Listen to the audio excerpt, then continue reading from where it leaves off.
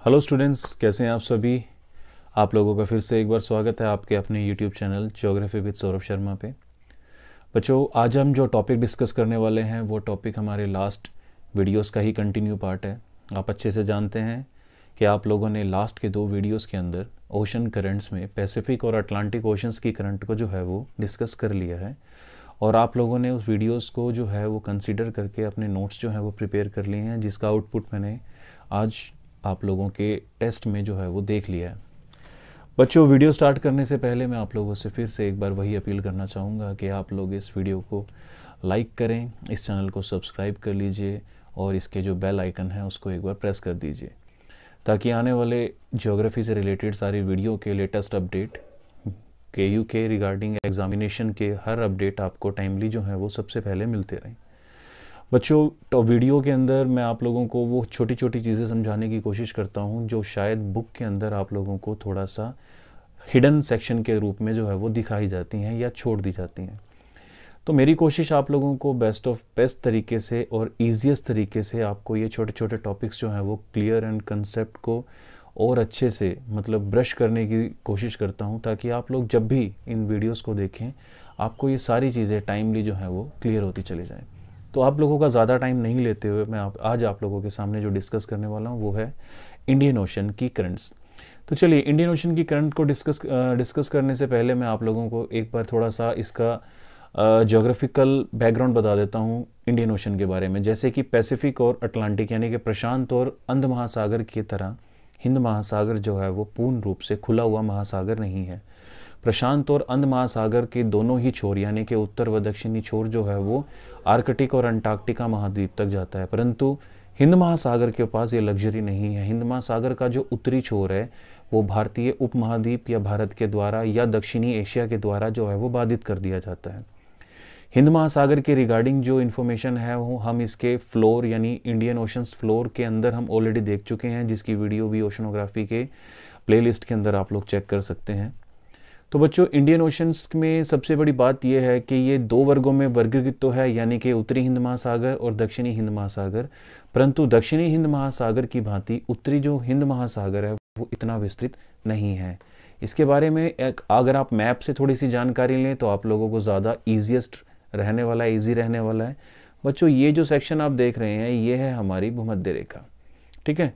इस भूमध्य रेखा के उत्तरी क्षेत्र पर जो हिंद महासागर का भाग है वो उत्तरी हिंद महासागर कहलाता है, और जो इस भूमध्य रेखा के दक्षिण में ये कंप्लीट सेक्शन है ये सारा हमारा दक्षिणी हिंद महासागर कहलाता है। अब दक्षिणी हिंद महासागर का अंतिम छोर तो अंटार्कटिका महाद्वीप यानी कि 90 डिग्री दक्षिण तक जो है वो पहुंचता है, परंतु जब हम बात करते हैं उत्तरी हिंद महासागर की तो उत्तरी हिंद महासागर हमारे 90 डिग्री उत्तरी ध्रुव यानी कि आर्कटिक सागर तक नहीं पहुंचता, बल्कि ये इंडिया और उपमहाद्वीप भारत और भारतीय उपमहाद्वीप के साथ साथ दक्षिणी एशिया के जो देश हैं इनके द्वारा जो है इसे बाधित कर दिया जाता है, रोक लिया जाता है। या ये कहूँ कि भारत का जो दक्षिणी भारत है उसका दक्षिणी भारत हिंद महासागर की दक्षिणी सीमा बनाता है, और ख़ास तौर पे क्या जो हमारे 23.5 डिग्री का क्षेत्र है वो 23.5 डिग्री का क्षेत्र भारत के बिल्कुल बीचों बीच से गुजरता है, और यही वो क्षेत्र है जो दक्षिण महासागर और दक्षिणी हिंद महासागर की कहीं ना कहीं क्या बनाता है, सीमा बनाता है। तो इस क्षेत्र को समझने के लिए आपको सबसे पहले ये समझना होगा कि भारत के अंदर जो जलवायु प्रदेश है वो किस प्रकार से है और हिंद महासागर वहाँ पर किस प्रकार की भूमिका निभाते हैं। हमने अब तक जितने भी महासागरीय धाराएं देखी हैं बच्चों वो 2 सेक्शन में देखी हैं, फिर चाहे वो पैसिफिक की हों वो भी हमारे 2 में थी, एक नॉर्थ और एक साउथ। फिर जब हम अटलांटिक महासागर में गए तो वहाँ भी हमारे पास 2 थी, एक उत्तरी और एक दक्षिणी। लेकिन जब हम इंडियन ओशन के बारे में बात करेंगे तो ये जलधाराएं 3 हिस्सों में वर्गीकृत हैं। पहली उत्तरी, या फिर मैं ये कहूँ कि ये ब्रॉड वे में तो 2 ही वर्गों में वर्गीकृत है कि उत्तरी हिंद महासागर और दक्षिणी हिंद महासागर। लेकिन उत्तरी हिंद महासागर में क्योंकि भारतीय उपमहाद्वीप का प्रभाव ज़्यादा है, इसलिए भारतीय उपमहाद्वीप के अंदर चलने वाली मॉनसून पवनों के कारण उत्तरी हिंद महासागर की धाराएं 2 हिस्सों में वर्गीकृत हैं, एक जो गर्मी के मौसम में चलती हैं, दूसरी जो सर्दी के मौसम में चलती हैं धाराएं। और हिंद महासागर का दक्षिणी छोर जो है वो बिल्कुल एज इट इज़ जलधाराओं को विकसित करता है, यानी कि अन्य 2 महासागरों की तुलना में जो हिंद महासागर की धाराएं हैं वो कुल संख्या में कितनी हैं, 3 है। ठीक है, यानी कि उत्तरी हिंद महासागर 2 जलधाराएं चलाता है पाई जाती हैं, या ये कहूँ, और दक्षिणी हिंद महासागर में केवल एक ही प्रकार की जलधाराएं जो है वो पाई जाती हैं। और हिंद महासागर भारत का जो एक दक्षिणी छोर है वो सबसे ज़्यादा प्रभावित इसी क्षेत्र से या हिंद महासागर से सबसे ज़्यादा प्रभावित रहता है। उसका रीज़न जो है वो है मानसूनी पवनें, और मानसूनी पवनों के कारण हिंद महासागर की उपयोगिता भारत और उपमहाद्वीपीय क्षेत्र के लिए थोड़ी बढ़ जाती है। तो चलिए एक बार इसका थोड़ा इंट्रोडक्शन देख लेते हैं। यही कि एक तो ये अर्ध महासागर है, यानी कि क्योंकि ये उत्तरी क्षेत्र से पूरे रूप से दक्षिण उत्तरी भाग तक नहीं जाता, इसलिए ये अर्ध महासागर कहलाता है। और सामान्य प्रवाह तंत्र से एकदम अलग है। क्यों? क्योंकि यहाँ पर जो है वो मानसून पवनों का प्रभाव ज़्यादा है। तो मानसून पवनों के प्रभाव के चलते ये जो हमारी जलधाराएं हैं ये भी पवनों के हिसाब से ही चलती हैं, जैसा कि हम पहले डिस्कस कर चुके हैं। क्योंकि सन्मार्गी पवनों का प्रभाव हम दोनों महासागर यानी प्रशांत और अंध में देख चुके हैं, तो उन्हीं सन्मार्गी पवनों का प्रभाव जो है वो हिंद महासागर में भी हम नोट करेंगे। लेकिन सन्मार्गी पवनें हिंद महासागर में मानसून पवनों का ही रूप लेकर चलती हैं। ये मैं आप लोगों को पहले समझा चुका हूं कि मानसून पवनें क्या है, सन्मार्गी पवनों का एक परिवर्तित रूप है। और इसके विकसित होने में जो सबसे महत्वपूर्ण भूमिका निभाता है वो कौन निभाता है? ITCZ, यानी कि इंटर ट्रॉपिकल कन्वर्जेंस जो जोन है, ये सन्मार्गी पवनों को मानसूनी पवनों के रूप में विकसित करने में महत्वपूर्ण भूमिका निभाता है। कैसे, इसके बारे में हम बात करेंगे। तो जिस प्रकार से सर्दियों के मौसम में, अगर मैं बात करता हूं सर्दियों के मौसम में, तो सर्दियों के मौसम में जो हमारे मानसून पवनें हैं वो कहां से चलती हैं? स्थल से जल की ओर चलती हैं। ठीक है। और अगर मैं बात करूं ग्रीष्म ऋतु में, तो ग्रीष्म ऋतु में ये जो पवनें हैं ये कहां से चलती हैं? हमारी जल से स्थल की ओर चलती हैं। तो जल से स्थल की ओर चलती हैं वो गर्मियों के मौसम में, और जो स्थल से जल की ओर चलती हैं वो सर्दियों के मौसम में, यानी कि ये विंटर में है और ये समर में है। इसका जो रीज़न है वो हम अच्छे से जानते हैं कि गर्मी के मौसम में भारत का जो भारत का जो एक महाद्वीपीय क्षेत्र है, आंतरिक भाग है, वो बहुत ज़्यादा तप्त हो जाता है, जिसके चलते गर्मियों के मौसम में टेम्परेचर हाई रह जाता है और प्रेशर जो है वो कम होता है। लेकिन इसके विपरीत गर्मियों के मौसम में जो सागर क्षेत्र होता है वहाँ पर तापमान कम होते हैं और दबाव जो है वो ज़्यादा रहता है, जिसके कारण पवनें जो हैं वो जल से स्थल की ओर चलती हैं। लेकिन सर्दियों के मौसम में विपरीत सिचुएशन क्रिएट होती है। हमारा जो धरातल है वो तापमान कम और दबाव ज़्यादा धारण कर लेता है। उसके विपरीत हमारा जो जल राशि है वहाँ पर तापमान जो है वो अधिक और दबाव जो है वो कम पाया जाता है, जिसके चलते पवनें जो हैं वो स्थल से जल की तरफ चलना प्रारंभ कर देती हैं। ठीक है। तो ये चीज़ हम अच्छे से जानते हैं। इस चीज़ को आप लोगों को ज़्यादा समझने में परेशानी नहीं होती, ये चीज़ मैं आप लोगों को बता दूं। तो चलिए इसके बारे में जो है वो आगे डिस्कशन करेंगे।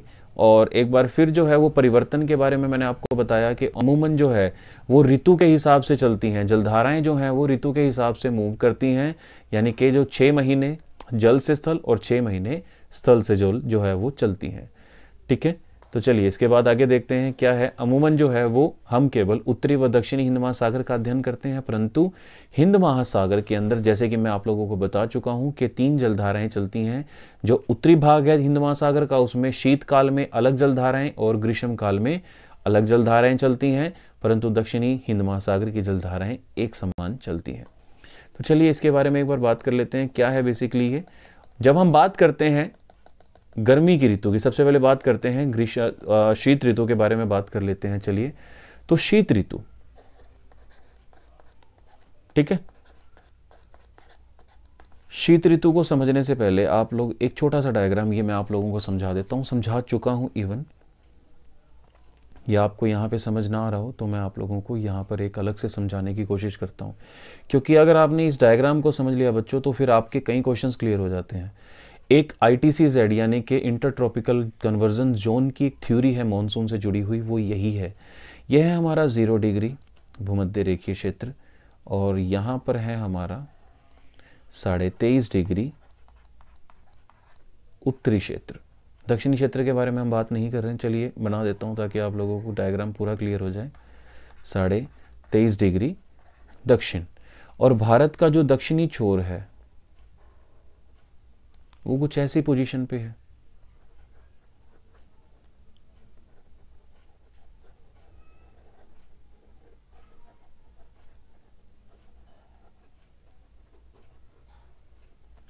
मान लीजिए भारत का ही नक्शा है, ठीक है। ये जो चीज़ें हैं आप आराम से समझिए, बहुत इजी कंसेप्ट है। मैं जोड़कर बता रहा हूँ ITCZ प्लस ट्रेड विंड को, ठीक है। और ITCZ plus trade wind is equal to monsoon, ठीक है। आप इस चीज को समझ लीजिए एक बार, बड़ा इजी है, कोई प्रॉब्लम नहीं आएगी। सबसे पहले तो आपको ट्रेड विंड पता होनी चाहिए, सन्मार्गी पवनें। सन्मार्गी पवनें ये है हमारी उत्तर, ये है हमारा दक्षिणी क्षेत्र, ये है हमारा पश्चिमी, और ये है हमारा पूर्वी क्षेत्र। ये हो गया उत्तर पूर्व, ये हो गया दक्षिण पूर्व, ये हो गया दक्षिण पश्चिम, और ये हो गया उत्तर पश्चिम, ठीक है बच्चों। आराम से डायग्राम बना सकते हैं आप लोग में, ज़्यादा दिक्कत नहीं होगी। तो बच्चों ये जो सन्मार्गी पवनें हैं, सन्मार्गी पवनों की जो दिशा है वो क्या है? उत्तरी ध्रुव में उत्तर पूर्व से दक्षिण पश्चिम, और दक्षिणी ध्रुव में दक्षिण पूर्व से उत्तर पश्चिम, ठीक है, क्लियर है। उत्तरी ध्रुव में उत्तर पूर्व से दक्षिण पश्चिम, दक्षिणी ध्रुव में दक्षिण पूर्व से उत्तर पश्चिम। यह है नॉर्मल सिचुएशन, यानी कि जब ITCZ कहां पर है? 0 डिग्री भूमध्य रेखा पर। कौन? ITCZ, conversion zone. ये जो कन्वर्ज होते हैं, हमारा जो जोन है, ये ट्रॉपिकल जोन जो है वो कन्वर्ज हो जाता है। और कन्वर्जन होता है किस वजह से? सूर्य की स्थिति की वजह से, सन की पोजीशन की वजह से।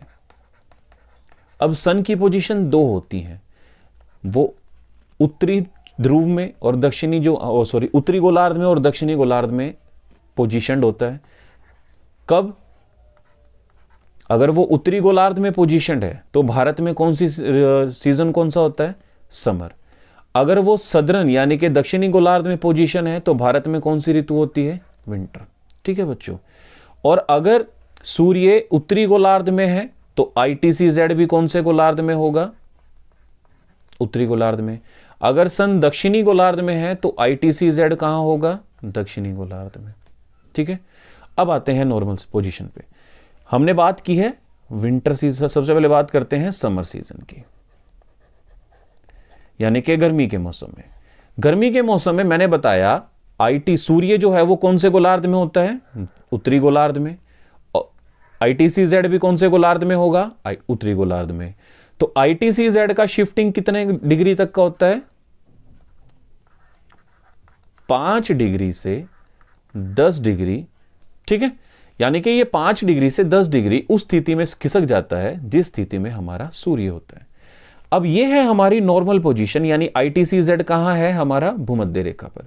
अगर सूर्य उत्तरायण हो जाता है, ठीक है, तो सूर्य के उत्तरायण होने की स्थिति में जो ITCZ है वो 5 से 10 डिग्री उत्तर की ओर खिसक जाता है। यानी कि 23.5 डिग्री यहां पर कौन सी पवनें चल रही हैं? जो स्थल से जल चल रही है, नॉर्मल है। लेकिन जब ये पवनें 10 डिग्री या 5 डिग्री उत्तर की ओर खिसक जाएंगे तब कुछ ऐसी पोजीशन बन जाएगी, यानी कि यहां पर कौन सी रेखा आ जाएगी? 23.5 डिग्री। अब 23.5 डिग्री है क्योंकि सूर्य उत्तरायण है, तब क्या स्थिति उत्पन्न हो जाती है? ये 23.5 डिग्री वाली रेखा तो ऊपर पहुंच जाती है उत्तरी भाग में, लेकिन जो ये दक्षिणी वाली रेखा है इसका क्या प्रभाव आता है? ये चलना शुरू कर देती हैं इस पोजीशन में। बात समझ में आ रही है? क्योंकि ये जो हमारी 23.5 डिग्री उत्तर है ये तो भारत के उत्तरी क्षेत्र में खिसक जाती है, लेकिन जो दक्षिणी क्षेत्र की रेखा है उसका प्रभाव कहां तक पहुंच जाता है? भारत के दक्षिणी क्षेत्र में। जिसके चलते क्योंकि इनकी दिशा दक्षिण पश्चिम से उत्तर पूर्व है तो ITCZ के उत्तर की ओर खिसकने से जो हमारा पश्चिमी दक्षिण पश्चिम मॉनसून है वो एक्टिव हो जाता है। दक्षिण पश्चिम मॉनसून का ITCZ के साथ रिलेशन यही है कि अगर जब वो उत्तरायण की स्थिति में होता है तो दक्षिण पश्चिम जो पवनें चलती हैं सन्मार्गी, वो जलीय समीर यानी कि जल से आने वाली समीर के रूप में चलना प्रारंभ कर देती हैं, जो कि बंगाल की खाड़ी और अरब सागर से जलवाष्प धारण करके भारत के आंतरिक भागों में वर्षा करती है।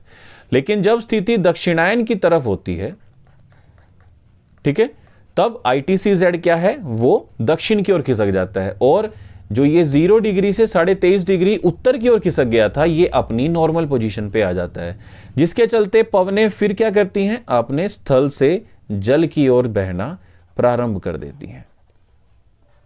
जैसे ही स्थल से जल की ओर बहना प्रारंभ करती हैं, मॉनसून जो है वो टूट जाता है, कमजोर हो जाता है। ठीक है बच्चों, तो यही चीज है। अब एक चीज जो है वो आपको समझनी है, वो ये है कि जब ये जलधाराएं बहती हैं, मान लीजिए अब हम शीत ऋतु के बारे में बात कर रहे हैं।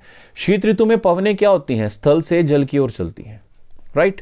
स्थल से जल की ओर चलने के कारण ये जो है पवनें किन जलधाराओं का निर्माण करती हैं, इस प्रकार की जलधाराओं का निर्माण करती हैं।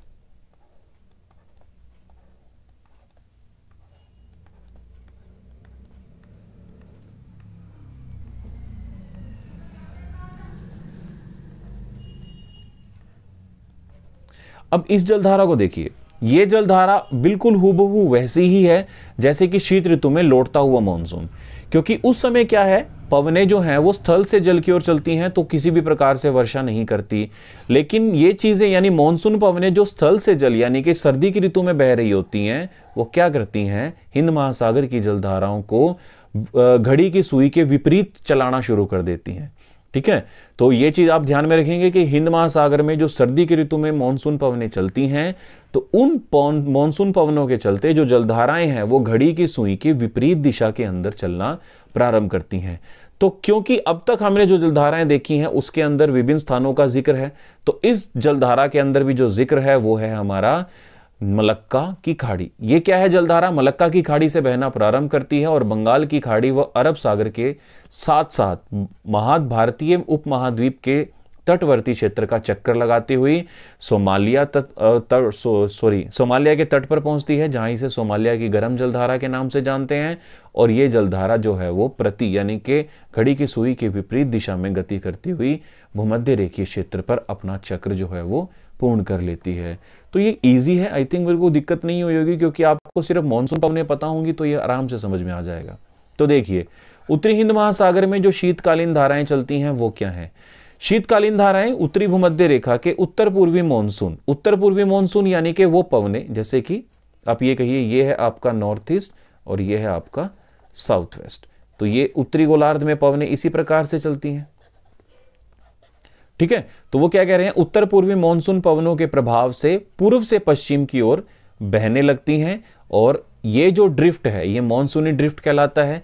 यह ड्रिफ्ट मलक्का की खाड़ी से होकर बंगाल की खाड़ी के तट के साथ साथ अरब सागर में प्रवेश करता है और अरब की खाड़ी के निकट दिशा मोड़कर पश्चिम से पूर्व की ओर बहने लगता है, जिसे प्रति भूमध्य रेखीय जलधारा में मिलकर अपना चक्र पूर्ण कर लेता है।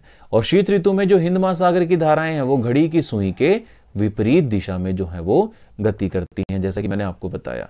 क्योंकि सर्दी के मौसम में लौटता मानसून है, जिसकी वजह से ये जलधारा मलक्का की खाड़ी से बहना प्रारंभ करती है, फिर बंगाल की खाड़ी में एंटर करती है, फिर अरब सागर के सहारे यह है अफ्रीका में सोमालिया यानी कि अरब की खाड़ी के समीप जो है ये वापिस भूमध्य रेखीय क्षेत्र में मिलकर अपना चक्र जो है वो पूर्ण कर लेती है। और जैसा कि मैंने बताया कि घड़ी के सुई के विपरीत दिशा में ये जो गति करती हैं, यही आपको ये चीज समझनी है।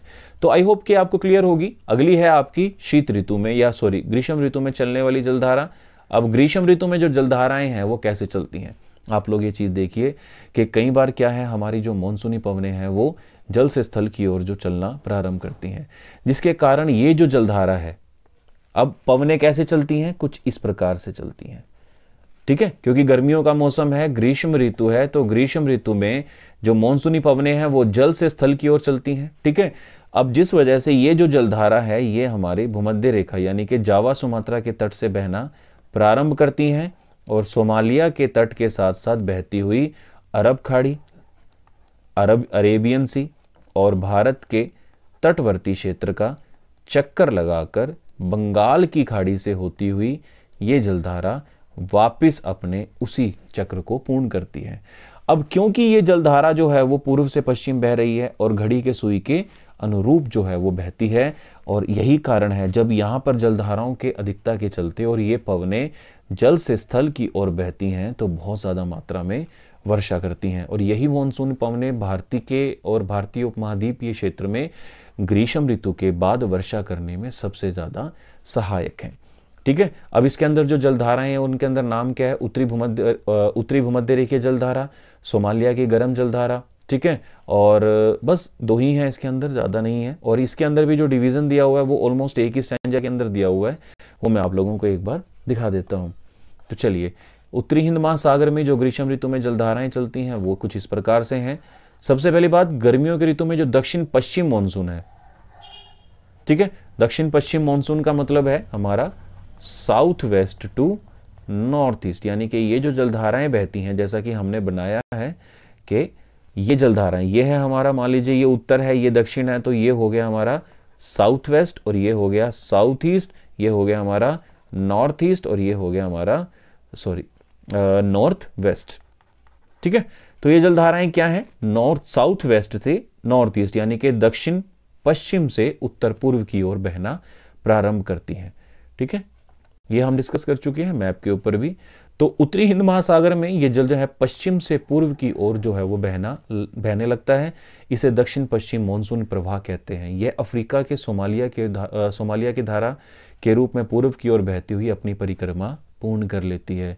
तो यही जलधारा जो है वो ग्रीष्म ऋतु की जलधारा के रूप में जो है वो जानी जाती है।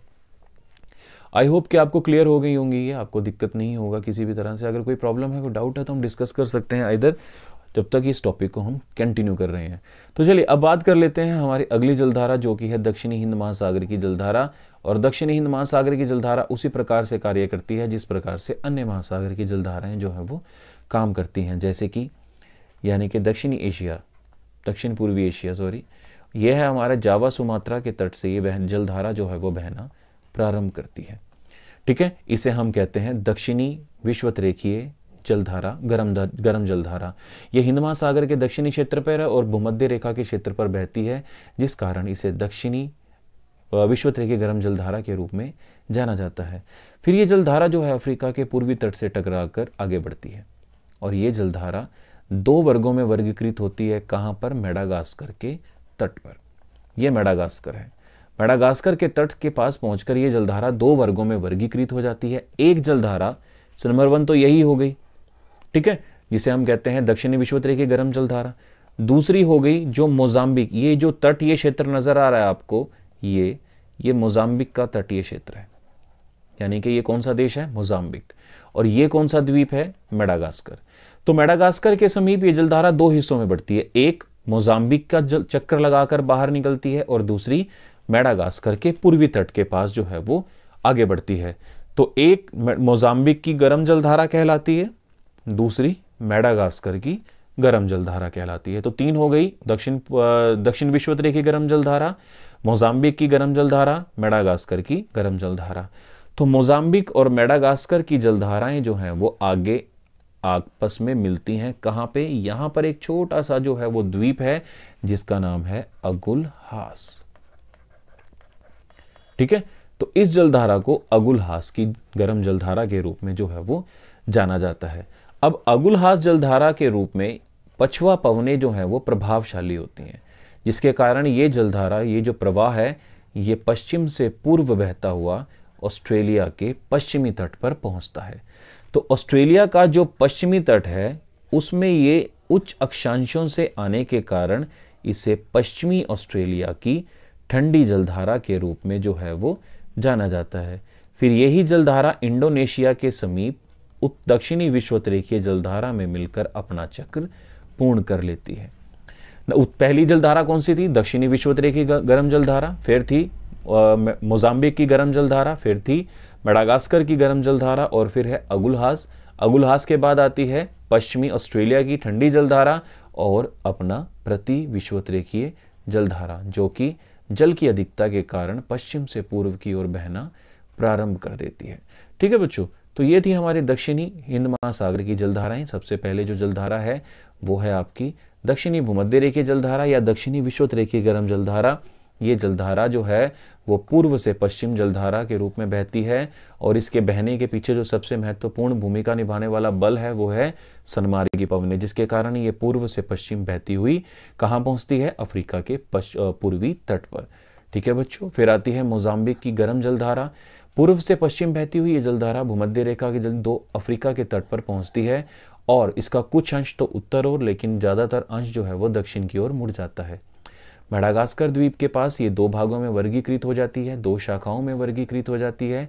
एक शाखा तो मेडागास्कर द्वीप के पूर्वी तट के सहारे और दूसरी मोजाम्बिक के पूर्वी तट के सहारे बहने लगती है, जिसे हम मोजाम्बिक की गर्म जलधारा के रूप में जानते हैं। तीसरी जो थी वो मेडागास्कर की थी, दक्षिणी भूमध्य रेखीय धारा मेडागास्कर द्वीप के पूर्वी तट के साथ बहती हुई आगे बढ़ती है, जिसे मेडागास्कर की गर्म जलधारा कहते हैं। उसके बाद आती है अगुलहास की गर्म जलधारा। अगुलहास मैंने बताया जब मोजाम्बिक और मेडागास्कर, ये देखिए मोजाम्बिक की गर्म जलधारा और मेडागास्कर, जब ये दोनों जलधाराएं आकर आगे मिलती हैं तो यहाँ पर एक छोटा सा द्वीप है जिसका नाम है अगुलहास। अगुलहास के पास ये दोनों जलधाराएं प्रभावित होती हैं किससे? पछुआ पवनों के प्रभाव से। परंतु यहाँ पर अगुलहास की गर्म जलधारा को अगुलहास की गर्म जलधारा के रूप में जाना जाता है। ये क्या है? मोजाम्बिक और मेडागास्कर द्वारा वर्गीकृत या बांटी गई जलधारा को एक बार फिर से जोड़ने का काम करता है। फिर है पछुआ पवनों का प्रभाव, जिसके कारण ये जो पवनें हैं हमारी जलधाराओं को पश्चिम से पूर्व की ओर बहाती हुई ऑस्ट्रेलिया के पश्चिमी तट पर लाकर छोड़ देती हैं, जहां पर इसे पश्चिमी ऑस्ट्रेलिया की ठंडी जलधारा के रूप में जाना जाता है। अब पश्चिमी ऑस्ट्रेलिया के बाद जलधारा जो है वो वापस अपने दक्षिणी विषुवतरीय जलधारा में मिलकर अपना ये चक्र को पूर्ण कर लेती है। तो बच्चों, ये है हमारा हिंद महासागर और हिंद महासागर से जुड़ी हुई जलधाराएं। मुझे उम्मीद है कि ये बहुत ज़्यादा डिफ़िकल्ट नहीं हुआ होगा आप लोगों के लिए अंडरस्टैंड करना, बट मैं इतना ज़रूर जानता हूँ कि जब मानसून को ITCZ के अलावा हम जोड़ते हैं सनमार्गी पवनों के साथ, तब थोड़ा सा इसको डिफ़िकल्टी महसूस कर सकते हैं हम इसको समझते हुए। बट अगर आप उसको विद द डायग्राम समझेंगे, ITCZ का एक एक्सपैंड समझेंगे और ट्रेड विंड को हम डिफ्रेंशिएट कर पाएंगे मानसून पवनों की तरह, तब इसमें कोई भी दिक्कत नहीं होगी। तो चलिए बच्चों, अब हम इसके लास्ट टॉपिक को डिस्कस करते हैं, यानी कि धाराओं का जो लास्ट पॉइंट है यहाँ पे डिस्कस करने वाला वो है कि महासागरीय धाराएं जो हैं, जलधाराएं जो हैं, वो क्या क्या काम करती हैं, किस प्रकार से प्रभाव जो हैं वो डालती हैं। तो बच्चों, सबसे पहला जो प्रभाव है वो है किसी भी प्रकार से तापमान। देखिए, हम अच्छे से जानते हैं कि जलधाराएं 2 प्रकार की होती हैं, एक ठंडी और एक गर्म। जो निम्न अक्षांशों से आती हैं वो गर्म होती हैं और जो उच्च अक्षांशों से आती हैं वो कैसी होती हैं? ठंडी। ठीक है, जो वो ऐसी जलधारा जो कि गर्म क्षेत्र से आती हैं और ठंडे मुल्कों में, तो वो वहाँ के तापमान को बढ़ा देती हैं। एग्जाम्पल के तौर पर आप अलास्का की गर्म जलधारा, नॉर्वेजियन की गर्म जलधारा, उत्तरी अटलांटिक प्रवाह, ठीक है, इस जलधाराओं को देखोगे तो ये जलधाराएं क्या हैं? ठंडे मुल्कों में पहुंचकर वहाँ के तापमान को बढ़ा देती हैं। ठीक है, आर्द्रता का भी सीधा सीधा सिद्धांत आप मानसून पवनों के साथ देख सकते हैं कि आर्द्रता से भरी हुई पवनें, यानी जब जल से स्थल की ओर बढ़ती हैं, कौन सी पवनें? सनमार्गी पवनें। और आर्द्रता ग्रहण कहाँ से करती हैं? जल राशि से। तो ये आर्द्रता, जहाँ पर कोई भी जल राशि जो है वो गर्म अवस्था में होगी, वाष्पीकरण वहाँ पर ज़्यादा होगा, जिसके चलते वहाँ पर वर्षण की जो मात्रा है वो थोड़ी सी ज़्यादा पाई जाएंगी। हम जानते हैं क्योंकि अगर कोई भी क्षेत्र सागरीय तट के समीप है तो वहाँ पर वर्षा की मात्रा थोड़ी ज़्यादा होती है, लेकिन अगर कोई क्षेत्र जलराशि से थोड़ा दूर आंतरिक भागों में पड़ता है तो वर्षा की मात्रा कम होती है। अगर पवनें जो हैं, जलधाराएं, गर्म जलधाराएं प्रभावशाली हैं तो वहाँ पर वर्षा की मात्रा थोड़ी बढ़ जाती है, लेकिन अगर जलधाराएं ठंडी हैं तो वो क्या करती हैं? वर्षा की मात्रा को गिरा देती हैं। ये चीज़ें छोटी छोटी आप नोट कीजिएगा। जैसे मैंने बताया, गर्म जलधाराएं वर्षा की मात्रा को बढ़ाती हैं, लेकिन अगर ठंडी जलधाराएं होंगी तो वो वर्षा की मात्रा को कम कर देंगी, जिसका एक जीता जागता उदाहरण जो है वो है हमारे गर्म मरुस्थल। विश्व के सभी बड़े बड़े गर्म मरुस्थल जो हैं वो महाद्वीपों के पश्चिमी किनारों पर हैं, और पश्चिमी किनारों पर ज़्यादातर ठंडी पवनों का प्रभाव ज़्यादा देखा जाता है, जैसे कि कनारी है, कैलिफोर्निया है, ठीक है, पश्चिमी ऑस्ट्रेलिया है। तो ये जलधाराएं जो हैं वो किस प्रकार की हैं? ठंडी जलधाराएं हैं। इन ठंडी जलधाराओं की प्रेजेंस के चलते जो हमारा प्रभाव है वर्षा का वो काफ़ी कम हो जाता है, और सभी मरुस्थल जो हैं वो महाद्वीपों के पश्चिमी किनारों पर विकसित हो जाते हैं। ठीक है बच्चों, अगला है, हम अच्छे से जानते हैं कि उच्च अक्षांशों से आने वाली जलधाराएं अगर गर्म है तो वो क्या करती हैं? हमारे बंदरगाह हैं उनको सारा साल खुले रखने में प्रभाव करती हैं।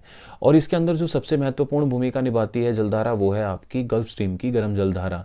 गल्फ स्ट्रीम की गर्म जलधारा जब उत्तरी अटलांटिक प्रवाह के रूप में यूरोप के पश्चिमी तट पर पहुंचती हैं तो वो वहाँ के तापमान को बढ़ा देती हैं, जिसके चलते गल्फ स्ट्रीम, मौजूदा गल्फ स्ट्रीम न्यूफाउंडलैंड के पास अमेरिका के पूर्वी तट को जमने नहीं देती, लेकिन उत्तरी अटलांटिक प्रवाह जब पश्चिमी यूरोप पर पहुंचता है तो वहां के भी तापमान को वो क्या करता है, बढ़ा देता है। और दोनों विकसित महाद्वीपों के बीच का जो एक मार्ग है, जलमार्ग, और जलमार्ग विकसित है, दूसरी बात आपके महाद्वीप विकसित हैं, जिसके चलते बड़े लेवल पे, बड़े पैमाने पर जो व्यापार है वो इन दोनों महाद्वीपों के बीच में थोड़ा संभव हो पाता है। फिर आते हैं ठंडी जलधाराएं। ठंडी जलधाराएं क्या हैं, ध्रुवीय व उपध्रुवीय क्षेत्र से आती हैं। जैसे कि सबसे पहले बात करते हैं अकोस सागर हो गया, उसके बाद ओयोशो की ठंडी जलधारा हो गई, फिर लैब्राडोर सी की ठंडी जलधारा होगी, पूर्वी ग्रीनलैंड की ठंडी जलधारा हो गई। तो ये जलधाराएं क्या करती हैं, अपने साथ जो है वो एक ऐसा गुण लेकर आती हैं जिससे प्लैंकटन पौधा जो है वो सबसे अच्छे तरीके से जो है वो पनप पाता है। और यदि ठंडी जलधाराएं ना हो, तापमान गर्म ही रहे, गर्म जलधाराएं वहां पर पहुंचे, तो ठंडी व गर्म जलधाराओं के मिश्रण ना होने के चलते ना तो प्लैंकटन पौधा विकसित हो पाता है और ना ही किसी अन्य प्रकार से कोहरा वहां पर बनता है। अगर ये दोनों ही सिचुएशन वहां पर कम होंगी तो मत्स्य उत्पादन जो है वो काफी हद तक प्रभावित हो जाता है। फिर आते हैं ठंडी व गर्म जलधाराओं के मिलने से मत्स्य क्षेत्र। जैसा कि मैंने अभी आपको बताया, विश्व के 4 सबसे ज्यादा मत्स्य उत्पादन करने वाले क्षेत्रों के बारे में अगर मैं आपको बताऊं बच्चों, आप इन्हें नोट कर लीजिएगा। अगर क्षेत्र के बारे में बात हो रही है, सबसे पहला क्षेत्र जो विश्व में सबसे ज्यादा मत्स्य उत्पादन करता है वो है उत्तरी पश्चिमी प्रशांत महासागरीय क्षेत्र। महासागरीय क्षेत्र। दूसरा है उत्तरी पश्चिमी अंध महासागरीय क्षेत्र। तीसरा है उत्तरी पूर्वी अंध महासागरीय क्षेत्र। और चौथा है उत्तरी पूर्वी प्रशांत महासागरीय क्षेत्र। देखिए, बंदरगाहें जो हैं वो खुली रहती हैं, एक अलग बात है, लेकिन सबसे ज़्यादा ज़रूरी जो है वो भोजन है। भोजन की आवश्यकताओं की पूर्ति करने की जिम्मेवारी खाद्यान्नों के बाद मत्स्य पर रहती है। और विश्व के ये 4 प्रमुख स्थान हैं जहां पर सबसे ज़्यादा मत्स्य उत्पादन किया जाता है। एक चीज़ मैं आपको और बता दूं कि मत्स्य उत्पादन करने के लिए सबसे ज़्यादा ज़रूरी जो है वो मग्न तट क्षेत्र है। और मग्न तट क्षेत्र यानी कि चबूतरों पर क्या है, एक बैंक बनाए जाते हैं, जिसे मैं चबूतरा बता रहा हूँ। तो बैंक जो है वो सबसे ज़्यादा प्रभावशाली हैं। विश्व में अमूमन जो सबसे ज़्यादा मत्स्य उत्पादन करने वाला क्षेत्र है वो कहाँ पर स्थापित है हमारा, जैसे कि बताया उत्तर पश्चिमी प्रशांत। और इसमें जो स्थान है वो क्या है, कमचटका प्रायद्वीप। ठीक है, कमचटका प्रायद्वीप। जो दूसरा है वो है हमारा ग्रैंड बैंक, जो कि न्यू फाउंडलैंड के पास है। ठीक है, तीसरा है हमारा उत्तर पूर्वी अंध, जहां पर है डागर बैंक। ठीक है, डागर बैंक, इसे डैगर भी लिखा हुआ है कई जगह, डागर बैंक। ये भी कहां है हमारा, यूरोप के पश्चिमी क्षेत्र पर। लेकिन अगर मैं बात करूं आपके उत्तर पूर्वी प्रशांत महासागरीय पे, जो वो सबसे बड़ा क्षेत्र जहां पर मत्स्य उत्पादन करता है वो देश है हमारा, या ये कहूं कि वो क्षेत्र है हमारा वैंकूवर। और पकड़ता कौन है, यूएस से ही मछलियां पकड़ता है सबसे ज्यादा। तो ये है बेसिकली वो 4 प्रमुख क्षेत्र जहां पर विश्व की सबसे ज्यादा मत्स्य उत्पादन किया जाता है। राइट, तो ये कहीं ना कहीं हमारा जलधाराओं के साथ ही जुड़ा हुआ है। फिर आता है कि महासागरों में जो व्यवहारिक या एक तरह से व्यावसायिक समुद्री मार्ग हैं, उनका अनुसरण करने में महासागरीय जलधाराएं जो है वो महत्वपूर्ण भूमिका निभाती हैं। जैसे कि एक छोटा सा एग्जाम्पल के तौर पर अगर मैं आपको बताऊं, मैंने आपको बताया कि विश्व का सबसे व्यस्ततम जो जलमार्ग है वो कौन सा है, उत्तरी अंध महासागरीय प्रवाह। उत्तरी अंध महासागरीय प्रवाह यहां से शुरू होता है, यानी न्यू फाउंडलैंड द्वीप से लेकर आपका कहां तक जाता है, यूरोप के पश्चिमी क्षेत्र तक। ठीक है बच्चों, तो इस चीज को आप समझो, यह है विश्व के 2 सबसे विकसित महाद्वीप। अब मैंने आपको बताया कि गल्फ स्ट्रीम की गर्म जलधारा और लैब्राडोर सी और पूर्वी ग्रीनलैंड की जलधारा के मिलने के बावजूद पछुआ पवनों के प्रभाव से ये आपका उत्तरी अंध महासागरीय प्रवाह है। ठीक है, ये प्रवाह प्रकृति में गर्म है, जिसकी वजह से ये क्या करता है, यूरोप के जो पश्चिमी क्षेत्र हैं इसके तटों को जमने नहीं देता। और तटों के जमने में ये सबसे ज़्यादा भूमिका निभाता है, तटों के ना जमने में महत्वपूर्ण भूमिका निभाता है, जिसके कारण यानी कि ए और बी के बीच में जो व्यापार है वो सबसे ज़्यादा विकसित हो पाता है। ठीक है, तो ये है हमारे व्यापार और विश्व का सबसे व्यस्ततम जलमार्ग भी यही है। अब जो जलधाराएं हैं, ये जलधाराएं अमूमन जो हैं वो पश्चिम से पूर्व बहती हैं। तो क्या सिचुएशन हुई इसके साथ, अगर कोई भी शिप जो है वो छोड़ दिया जाए तो वो क्या होगा, बड़े आराम से इत्मीनान से इन जलधाराओं के साथ ही बिना ईंधन की खपत के आगे बढ़ता हुआ चला जाएगा। ठीक है, लेकिन क्या होगा जब इसे वापस जाना होगा तब थोड़ी सी समस्या का सामना करना पड़ेगा। बट ज़्यादातर क्या है, एक तरफ का ईंधन भी अगर उसका बच गया तो उसमें उसको बहुत ज़्यादा किसी तरह की परेशानी नहीं होती। ठीक है, तो ये है जलधाराएं। बेसिकली कहीं ना कहीं समस्याएं जो है वो एक समस्या भी लेकर आती है, और वो समस्याएं क्या हैं, कई बार क्या है, उत्तरी या दक्षिणी ध्रुवीय क्षेत्र से ये जलधाराएं अपने साथ बहुत बड़े बड़े जो है आइसबर्ग यानी के हिम के टुकड़े जो है वो बहाकर लेके आती है। और समुद्री मार्गों के ऊपर चलने वाले जो शिप हैं या फिर आपके कार्गो शिप्स हैं या पैसेंजर शिप्स हैं, वो शिप क्या करते हैं, कई बार उन समुद्री आइसबर्ग के साथ टकराकर जो है वो नष्ट हो जाते हैं। जिसका एक बहुत बड़ा जीता उदाहरण जो है 1912 के अंदर टाइटैनिक, जो कि उस समय का सबसे ज़्यादा विकसित, सबसे ज़्यादा मजबूत, सबसे ज़्यादा सुरक्षित एक पैसेंजर शिप था, वो भी कहीं ना कहीं कहाँ न्यू फाउंडलैंड द्वीप के पास आइसबर्ग के साथ टकराकर चकनाचूर हो गया था। और उसमें लगभग 1500 से आसपास जो थे वो क्रू मेंबर के साथ साथ पैसेंजर्स थे, जो कि लगभग सभी जो है वो जलमग्न हो गए थे। ठीक है, तो ये टाइटैनिक के ऊपर जो हम अमूमन जानते भी हैं, बट इसका जो रीज़न था वो था आइसबर्ग के साथ उसका स्टक होना, और आइसबर्ग जो है वो जलधाराओं के साथ बहाकर तटीय क्षेत्र से जो है वो महासागरों के बीच में ले आए जाते हैं, और यही कारण जो है वो कहीं ना कहीं इस तरह के एक्सीडेंट्स का रीज़न बनते हैं। तो महासागरीय जलधाराएं और जलधाराओं के प्रभाव क्षेत्र के बारे में हमने जो डिस्कस किया बच्चों, वो more than I think enough है। इसके अलावा आप लोगों के कोई डाउट हो तो वो आप मुझसे ज़रूर एक बार डिस्कस कीजिएगा, पर आप लोगों को उससे पहले इन वीडियोस को एक बार अच्छे से देखना होगा। अगर उसके बाद भी कोई प्रॉब्लम रहेगी तो वी विल डिस्कस। और एक बार फिर मैं आप लोगों से यही अपील करूंगा कि भाई आप ज़्यादा से ज़्यादा इन वीडियोस को शेयर कीजिए, सब्सक्राइब कीजिए, और अगर कोई आपके डाउट्स हैं तो उन्हें कमेंट सेक्शन के अंदर ज़रूर डालिए। सो हम बहुत जल्दी फिर मिलेंगे नेक्स्ट वीडियो के साथ। Till then, thank you so much, have a nice day.